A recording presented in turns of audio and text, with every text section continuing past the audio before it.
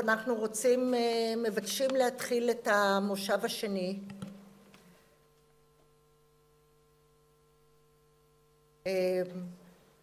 שהוא מורכב מהרצאת אורח, ולאחריו יהיה פאנל עם משתתפים שונים שיושב ראש הפאנל כבר יציג אותם. אז אני רק רוצה קודם להציג את האורח שלנו וגם את נושא ההרצאה. אז I'm glad to open the second session, and I want to say a few words on our guest, Professor Schöb. He's a full professor for international public economics at the Free University of Berlin. Additionally, he is a research professor at the IFO Institute Dresden. This is one of the leading institutes for economic research in Germany and Europe. Professor Schöb is not only a leading scientific scholar, but his expertise and vast knowledge is also heard on the political level. Since the year 2015, he serves in the advisory council to the German Federal Ministry of Finance. His research deals with a wide variety of subjects in the fields of labor economics, welfare policy, the economics of well-being and happiness, and in general public economics and optimal taxation. His numerous research works have been published in economic journals and books, and only recently his book on the measurement of happiness has been published. I have the pleasure to invite Professor Schöb to give his lecture on working poor reform, implication for minimum wage, and quality of life. Please, the floor is yours. Yeah. Well, thank you very much for the kind invitation. I'm very glad to be here and to have the opportunity of the German labor market with a particular focus on the working poor. Let me start with a small story about the German labor market performance. To say it in one sentence, it's a story from the sick man of Europe to economic superstar, to quote a paper recently published in the Journal of Economic Perspectives. Now, if one looks at the unemployment rate in Germany, we observe till 2005 that in every bust, unemployment went up, and then later on in the boom phase, unemployment stayed constant. And only after 2005, we see a steady decline of unemployment rates. Now, if we compare that to Israel, it has a striking similarity in the unemployment rate development. So in that respect, the German labor market seems to be similar in what happens. Now, if I take a third country, the UK, you see that this is not the normal case. We have, in the UK, we have decline 8, and then later on, in the financial crisis, unemployment went up again. Now it's extremely loud. Okay, so, yeah, if we look at employment instead, the German development is completely flat till 2005. So for a long time after unification, we haven't managed at all to create new jobs. And since 2005, jobs are being built again. Compared to Israel, a completely different picture. So we have a steady increase in employment in Israel. And if we look at the UK as the third country once again, we see also differences between Germany and the UK and also between the UK and Israel. So apparently there is no uniform development of labor markets if we compare different countries. Rather, the institutional settings are very important when it comes to analyzing the labor market, and in particular when it comes to analyzing labor market reforms. A particular problem of the German labor market is long-term unemployment. And long-term unemployment rose steadily till 2005, and it's the first time for 30 years that after 2005 long-term unemployment started to decline. So that was one of the main issues, improvements since 2005, and you will see in a moment why I talk so much about 2005. What happened that the sick man of Europe came to become an economic superstar? There are two complementary and partly opposing explanations. The first one is the argument that actually the German labor market became more flexible. This is an analysis by Dussmann and co-authors. Now, they argue that we have different development in the 90s. First of all, there is a changing governance structure of labor market institutions. We observe declining union coverage. We observe a decentralization of wage setting. In particular, we observe more firm-level wage settings rather than industry-wide union agreements, which normally leads to lower wage increases. Second, we also observe that more and more so-called opening clauses within the negotiated wage contracts were used, the so-called Öffnungsklausel. So this was something what happened on the negotiation side. On the other side, we also have developments with respect to the labor demand. Gentrification burdened the German economy. And in addition, we faced rising global competition. In particular, we had low wage competition in the East, and later on in the late 1990s, the German Deutschmark entered the euro at an overvalued exchange rate, which made it hard for the firms, and the firms were therefore very reluctant to agree for high wage increases. And this had different impact on the labor market, and in particular, it started to raise the issue of working poor in Germany, which hasn't been debated much before 2000. Now, what we have is here the development of the real wages since 1990. So we have the 98th percentile, so these are the higher wages, and we see that after 1995, suddenly the development becomes very different. While the wages of the high-skilled workers increased, the wages of the medium-skilled workers remained almost constant, and the wages of those in the low-wage sector declined in real terms. So that started to cause problems with respect to working poor. In 2003, we see that this increase became even stronger. 2003 may have to do with anticipation effects of the so-called Hartz reform. Oops. So what we observe are two things. We have a rising share of those left behind. We have long-term unemployed people with a little chance to re-enter the labor force, and we have low-wage earners, as I will show you in a minute. Policy entered the scene in 2005, but the debate went on for a couple of years, particularly since 2003, and these are the so-called Hartz reform. I don't want to go into much details. In principle, the idea was to have a labor market policy of carrots and sticks.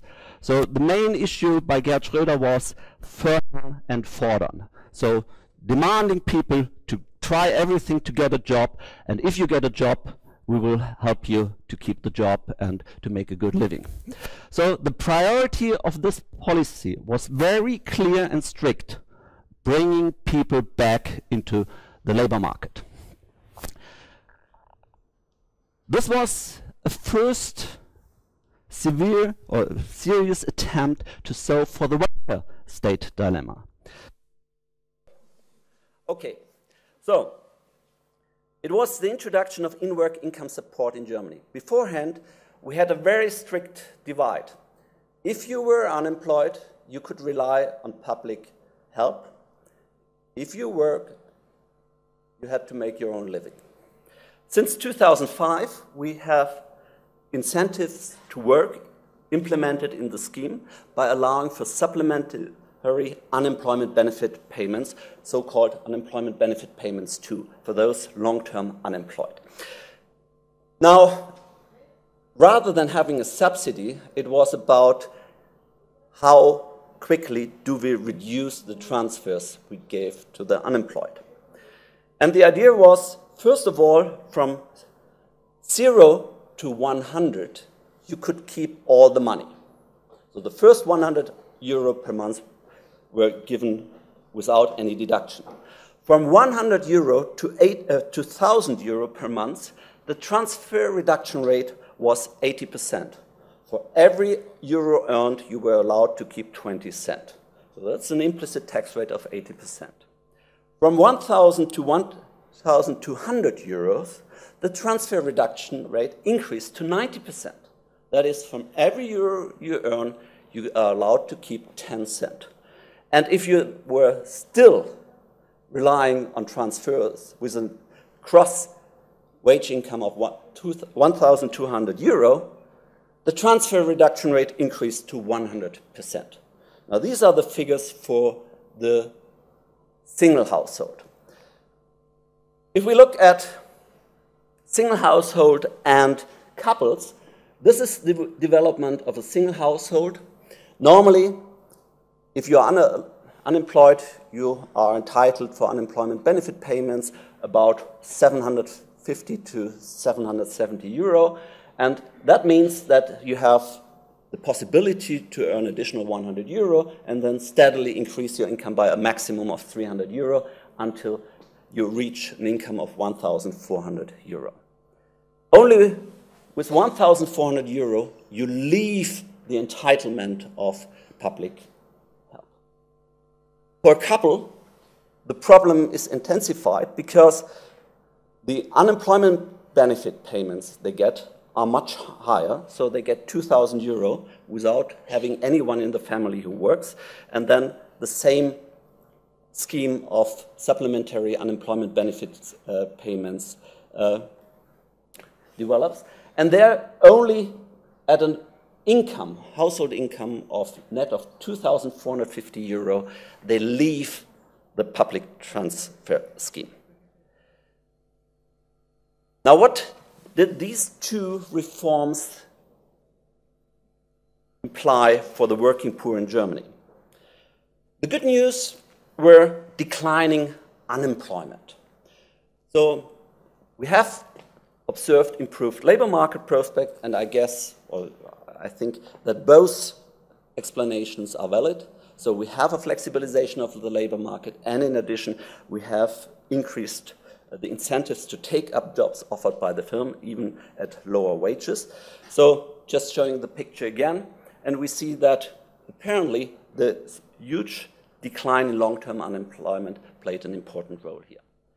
Second, there were also bad news. First, the rising share of the workforce who receives an hour lower than 60% of the median wage. Here we see that till 2007, the share of low-wage earners increased in Germany and then hardly declined afterwards. So this is the figure which then started to dominate the political debate. But is that really bad news? If unemployment decreases substantially, where do the formerly long-term unemployed find a job? Normally in the low-wage sector. So the low-wage sector should then increase, but for good reasons. So let me try to reassess the bad news.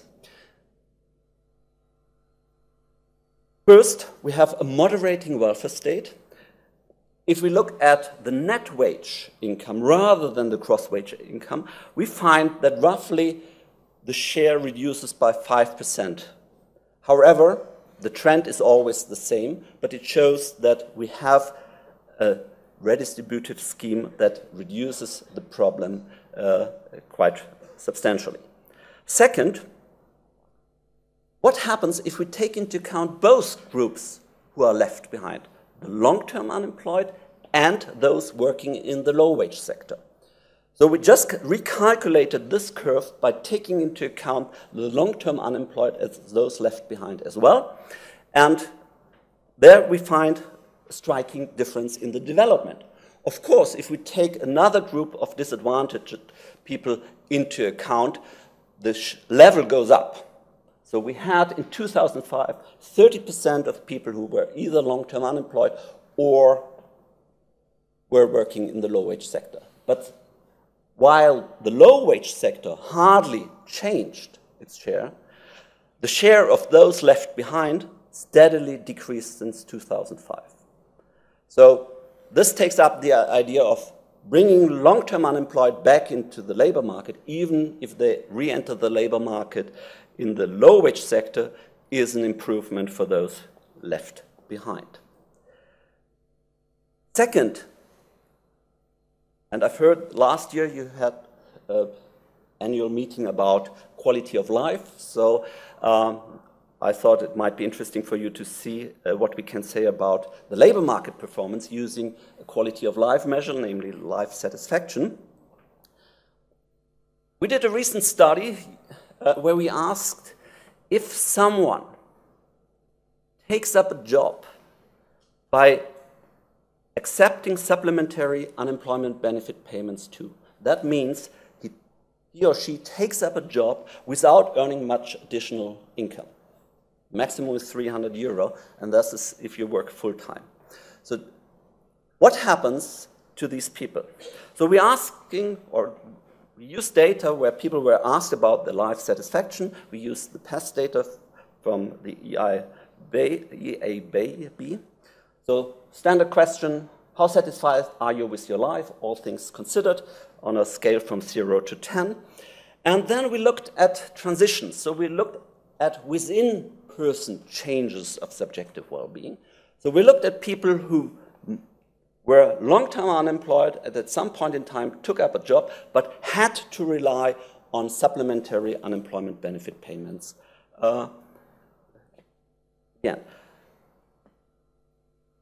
Using some matching techniques, we defined a control group, and we saw that the control group hardly changed, but we observed a strong increase in subjective well-being of those taking up subsidized jobs. Thereby, we take into account the control for the income change. The regression analysis with all the other controls, family background, changes in family background, etc., were taken into account, and we find a strong and positive effect in life satisfaction.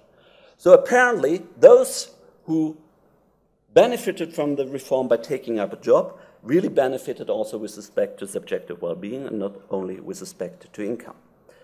So rising employment means that it actually helped alleviating the burden of the low-wage earners. Those who were beginning to work again had a higher income, even so at a small scale. Second, their job opportunities increased. There were some recent studies that show that at least moderately it is more possible to leave the low-wage sector when you are employed than when you are unemployed. And secondly, as I've shown you a minute ago, we have higher subjective well-being. So maybe the bad news were not that bad at all. Nevertheless, as long as unemployment was high, the priority was clear on fighting mass unemployment. In 2005, we had 5 million registered unemployed people.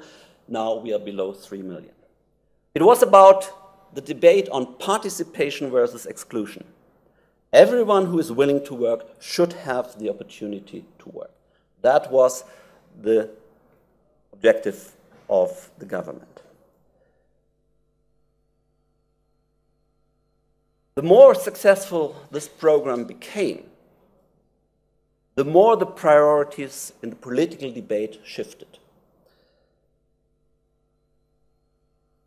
In particular, the priority shifted towards fighting working poor.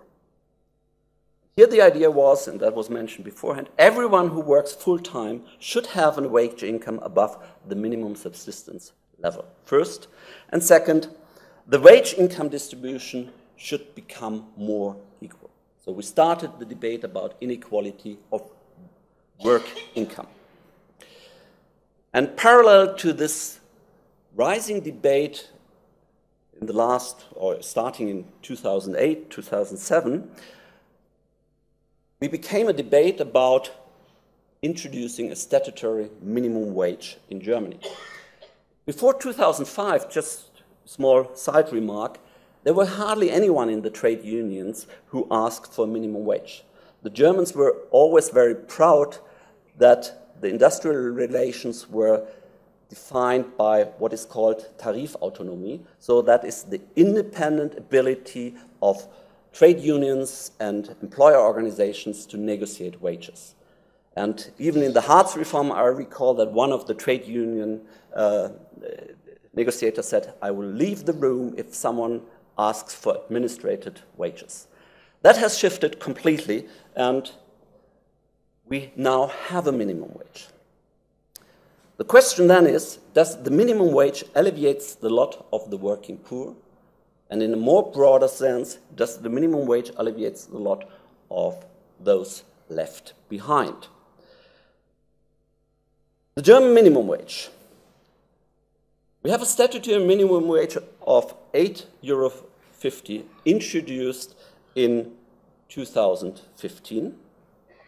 We had some exceptions till 2017, in particular if there were some sectors where wage negotiation were done before, they had the allowance to keep a lower wage to 2017. Since January 1st, 2017, there's a uniform wage, minimum wage. There are temporary exceptions for long-term unemployed and exceptions for young workers. I don't want to go into detail here. Very important, because the development of the East and West German labor markets are very different, is the fact that the minimum wage is the same both in East and West Germany. We have raised the minimum wage by 4%, and now the minimum wage is €8.84.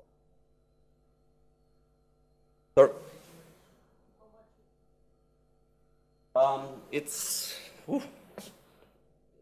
think it's roughly about 60%. So I don't have the exact number. I should show it. I can show it up. Sorry, so I don't have that figure present. Must be close to. And there but there it's also a very huge difference between the East and the West. So I think it's in the West it's about 50%, and it's far above 60% in the East. But I check that. Now, who is affected? We did some analysis using the socioeconomic panel for 2012 and updated it to 2015, so that we had an idea who might benefit or might be hurt by the statutory minimum wage. Now, first of all those who work full-time should make a living on their own. That was the main political objective. So let's focus on the full-time workers with low wages. And here we see that in Germany, roughly 5% of the full-time workers were actually affected by the minimum wage. They could expect a wage rise in January 2015. In the East, the number were much higher. 11.6%. It's only about full-time workers. Second, or if we compare that with the UK has introduced a minimum wage in 1999. The minimum wage at that point was £3.60 per hour. And then it was steadily increased, and low wage commission always looked at how the minimum wage interacted with the labor market performance.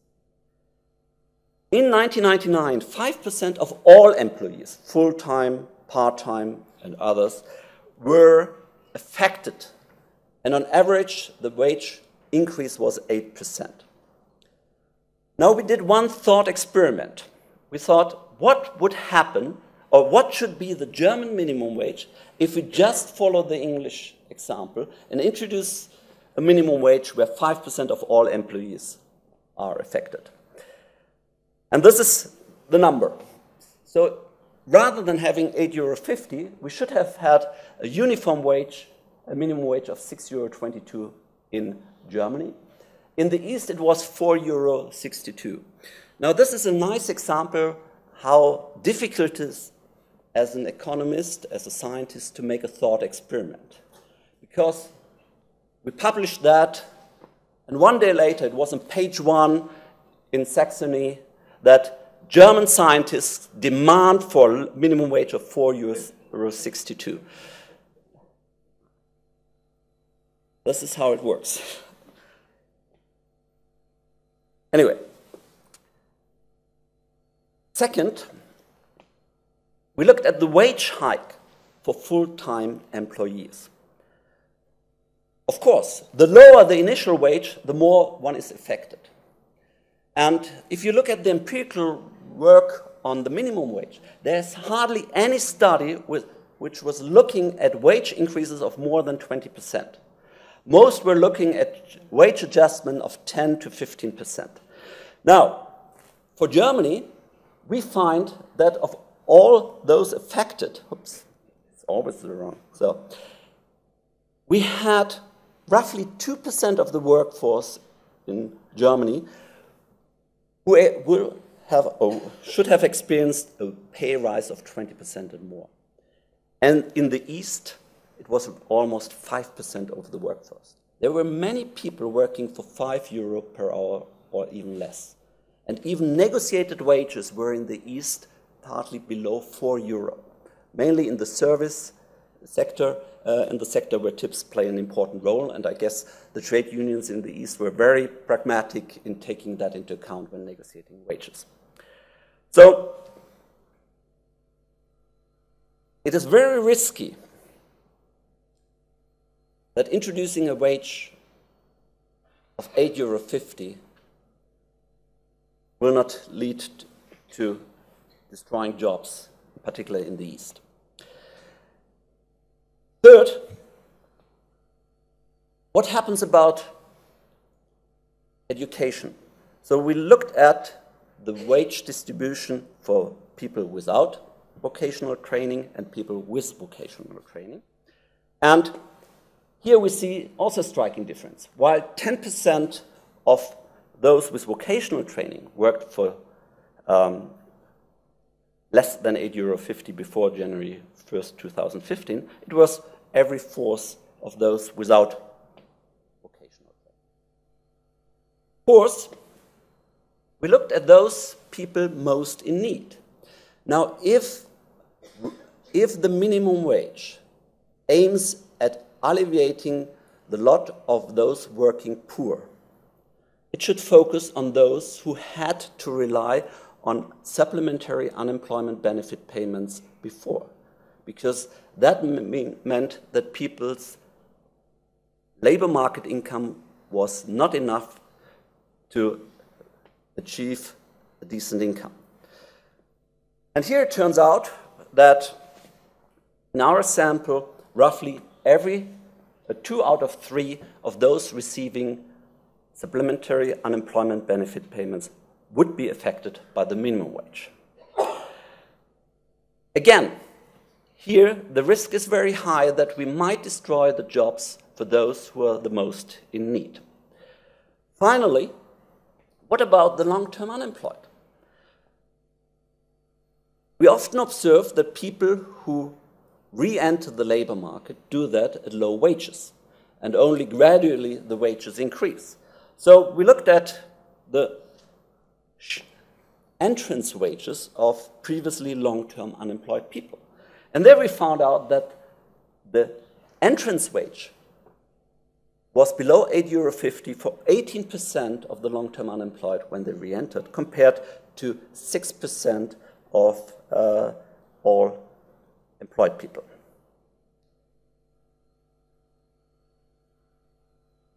What are the costs of fighting working poor using the minimum wage? Let me make an example. Assume there's a full-time employee who earned €5 gross per hour and worked 160 hours per month. So the gross wage income would have been €800. In addition, there are employer contributions to the social security system. All in all, the minimum wage would have increased, in that example, the labor cost by 70%, in this particular example, by almost €700. If someone is not relying on supplementary unemployment benefit payments, for example, because the partner has a high wage income, out of the 70% the firms has to pay, roughly 57% pay rise is the consequence. What is the consequence for someone in need? Those who relied on supplementary unemployment benefit payments before. Now, see that if someone was working for €800 full-time, in my example, single household, unemployment income was €769. The first €100 one can keep, and then the next €700 one could keep €140. So the net income was already €1,009. Now the gross wage increases from €800 to €1,360. However, due to the huge transfer reduction rates, for the income raise from 800 to 1,000, the worker was allowed to keep €40. From 1,000 to 1,200, the worker were allowed to keep €20. And from the further wage increase, it was not allowed to get anything. So total income only increased by €60 or 6%. Just keep the relation in mind. 70% higher cost for the firm, 6% higher income for those who are most in need. And to also look at what might happen to one who loses the job because of the minimum wage. Yeah, there the income goes down from €1,009 to €769. It loses exactly the €240. This is a decline in household income by roughly 24%.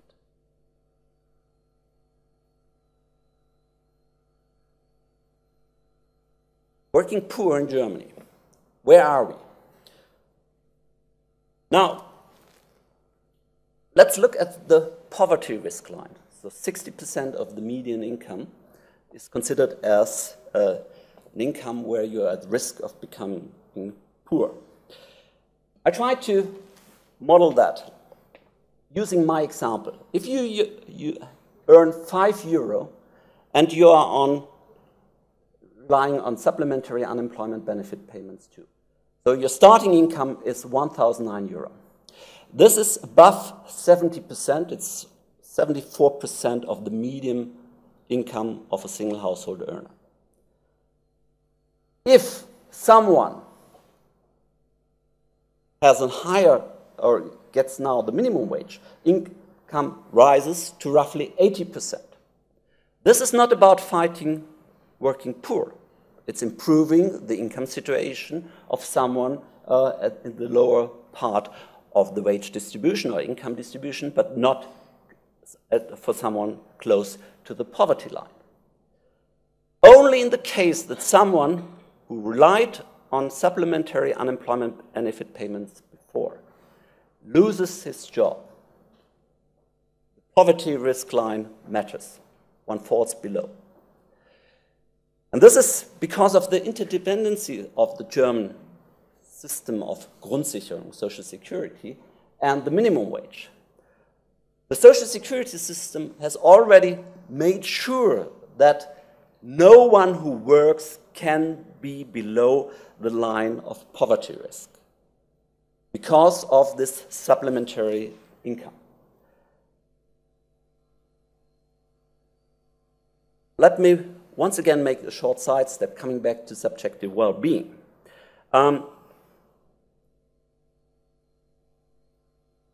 data we have was before introducing the minimum wage, but we had the transitions in and out of supplementary unemployment benefit payments in both directions, so we can speculate about what might happen to the one side or the other side.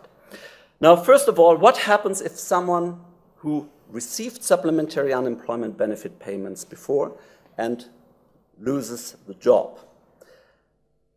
Here we don't know for what reason, so the figure might be an upper limit or lower limit of the negative change. You see that subjective well-being is going down. So the social risk of the minimum wage of making people in the low-wage sector suffering from the minimum wage is there. On the other hand, what happens if the minimum wage helps people bring out of relying on public transfers? Now, first of all, in my example, someone whose wage income increases from 800 euro to 1,360 euro would still be eligible for supplementary unemployment benefit payments too. However, maybe he's living in an area where housing costs are low, or he or she has a small flat, then it might happen that they actually leave the transfer scheme. So we also looked at supplementary unemployment benefit payments too. What happens if those people move into regular employment? And here we also find a positive change. So that's good news for all the supporters of the minimum wage. Yes, if we manage to bring people out of dependency, this is good news. However, we don't know yet if that really will happen. But this is closely related to what you talked about when you talked about culture. It has to do with social norms. And there are two social norms in the labor market which might be present. One thing is, if you are below 65, you're supposed to work. The social work norm matters, and this is one of the reasons why unemployed people feel very unhappy when asked about their life satisfaction. On the other hand, there's also a social norm of making one's own living, not having to rely on public help.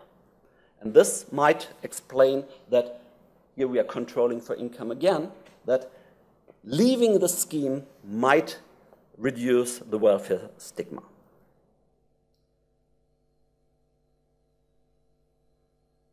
So that should come to an end.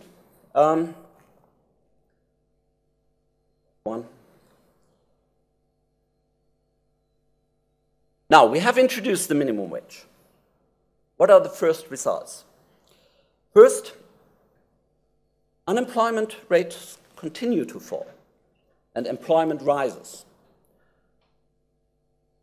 The only thing we observe is that the labor market is more dynamic in the West than in the East.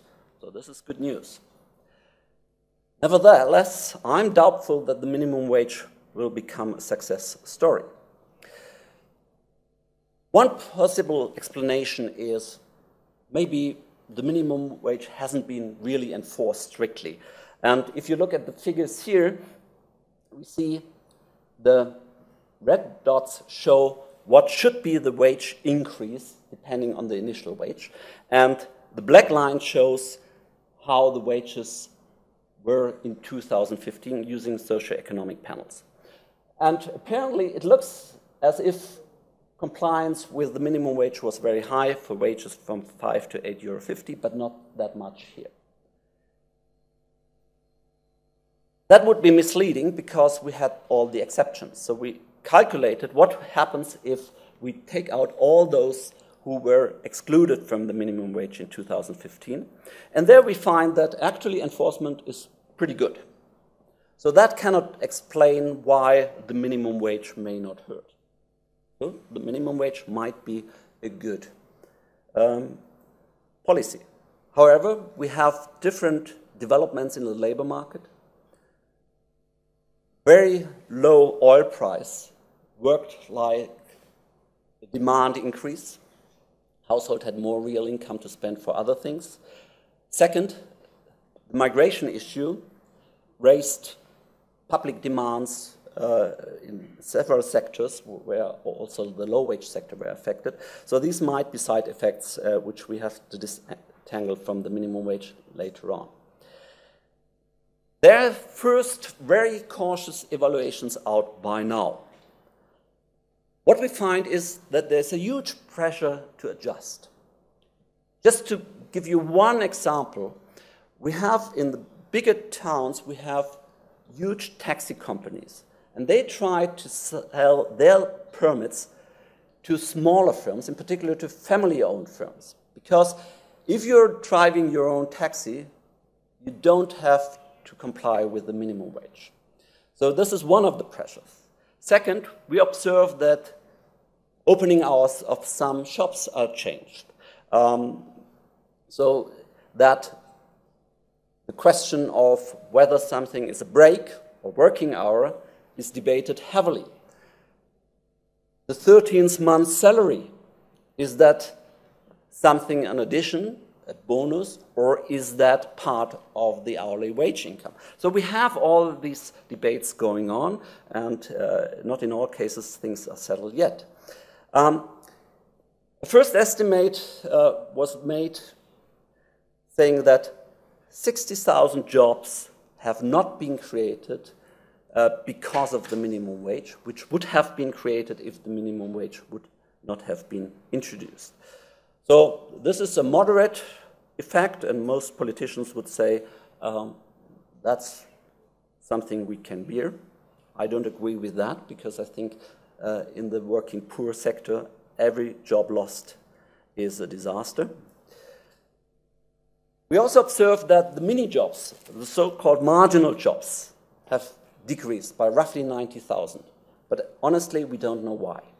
Some of them have moved into a job where they get social security, where they have to pay social security contribution, and this is something firms pushed people very hard, because then they have to pay the social security contributions rather than the firms, so it was a cheap way of circumventing the minimum wage.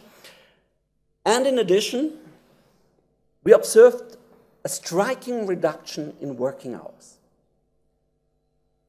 For me, that was one of the amazing results of the report by the Minimum Wage Commission, which came out last July. If you look into the minimum wage in this report, there's something about employment, and there the result is there's hardly any effect. And then later on, there's something about working hours, as if this is something completely different. And there they showed one picture, it's only descriptive statistics, that actually working hours of the full-time workers decreased from 40 hours to 32 hours per week.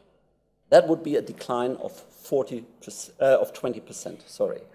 So this is another way where apparently adjustments take place. And this is particularly threatening the working poor. If I get a higher wage, but am forced to work less, what is the benefit at all if income is that what I need most rather than leisure time? We have calculated the effects by using the socioeconomic panel once again, and you actually see that depending on the hourly wage of in 2014, we have indeed adjustment via a reduction of the reported weekly working hours. And if you see, this goes up to down to 5 hours per week. Let me conclude.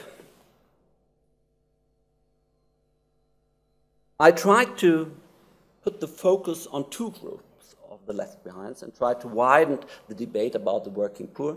I think it is very important to have both groups in mind because the regulation interdependencies might have adverse effects. If I want to help the unemployed, I might create working poor. If I want to help the working poor, I might create long-term unemployment exclusion. So, to overcome this problem, we have to put the focus on those left behind. And in Germany, the experience of the last 20 years actually showed that we have some type of political cycles. When unemployment is high, the priority is on fighting unemployment. If unemployment is low, 3 million is still a very high number. But if unemployment is relatively low, we start to debate about wage inequality. Rather than talking about wage inequality, we should talk about income inequality. And there, once again, the welfare state comes in. Redistribution matters a lot, not only with respect to wage income, but also with respect to many other kinds of income. The last paper presented here about child allowance is something which plays an important role in Germany as well. So my plea is to try to design labor market policy reforms that tries to alleviate the lot of both groups and taking into account the potential risky independencies we face. Thank you very much.